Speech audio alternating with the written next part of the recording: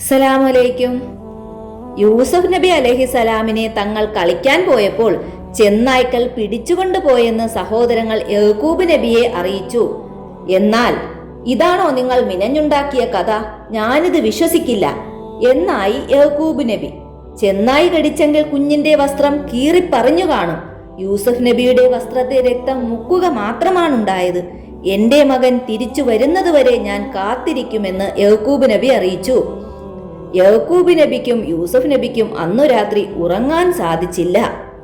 അടുത്ത ദിവസം ഈജിപ്തിലേക്ക് യാത്ര പോകുന്ന ഒരു സംഘം കാട്ടിൽ കൂടി യാത്ര പോകവെ വെള്ളമെടുക്കാനായി യൂസഫ് നബി അലൈഹിസലാം കിടക്കുന്ന കിണറിനടുത്തെത്തി. അവർ കിണറിലേക്ക് വെള്ളമെടുക്കാൻ പാത്രമിട്ടു. കിണറിലേക്ക് പാത്രം ഇറങ്ങി വന്നപ്പോൾ യൂസഫ് നബിക്ക് സന്തോഷമായി. വെള്ളം പൊക്കിയെടുക്കുന്ന ആൾക്ക് വല്ലാത്ത ഭാരം അനുഭവപ്പെട്ടു. എന്തോ നിധി തടഞ്ഞു എന്നു കരുതി കൂടെയുള്ളവരെ സഹായത്തിന് വിളിച്ചു.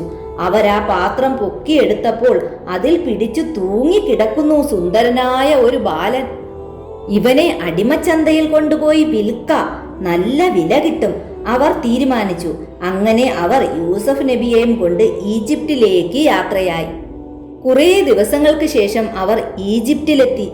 ഈ സുന്ദരനായ ബാലനെ കാണാൻ ആളുകൾ തടിച്ചുകൂടി. ഈജിപ്തിലെ മുഖ്യമന്ത്രി ഏതാനും വെള്ളി നാണയങ്ങൾ കൊടുത്ത് യൂസഫ് നബി അലൈഹിസലാമിനെ ലേലത്തിൽ വാങ്ങിച്ചു.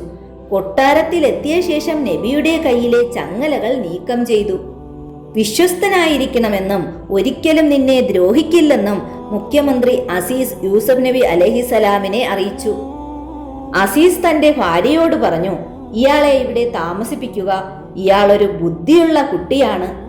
കൊട്ടാരത്തിലുള്ളവർ നബിയെ നല്ലപോലെ പരിപാലിച്ചു. എന്നാൽ താനൊരു അഭയാർത്ഥിയാണെന്ന് നബിക്ക് അറിയാമായിരുന്നു. എന്നാൽ ആഴമുള്ള കിണറ്റിൽ നിന്നും ഒരു പരിക്കുമില്ലാതെ തന്നെ രക്ഷിച്ചതിനും അടിമച്ചന്തയിൽ നിന്നും സുരക്ഷിതമായ സ്ഥാനത്ത് തന്നെ എത്തിച്ചതിനും യൂസഫ് നബി അലൈഹിസലാം അല്ലാഹു തആലയോട് വീണ്ടും വീണ്ടും നന്ദി പറഞ്ഞു. ചരിത്രകഥയുടെ ബാക്കി ഭാഗവുമായി ഇനിയും വരാം. അസ്സലാമു അലൈക്കും. എല്ലാവരും സബ്സ്ക്രൈബ് ചെയ്യണേ.